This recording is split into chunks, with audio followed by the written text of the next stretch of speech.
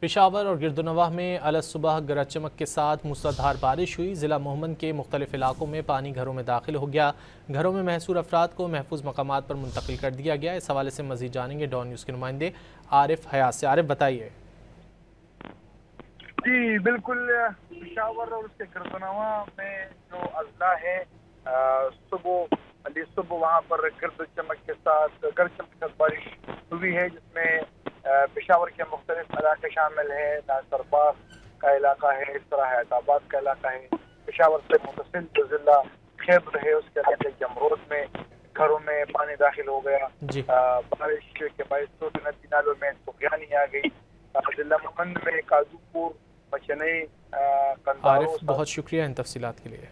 پشاور اور گردنواہ میں الصبح گرج چمک کے ساتھ موسلادھار بارش ہوئی۔ ضلع موہمن کے مختلف علاقوں میں پانی گھروں میں داخل ہو گیا۔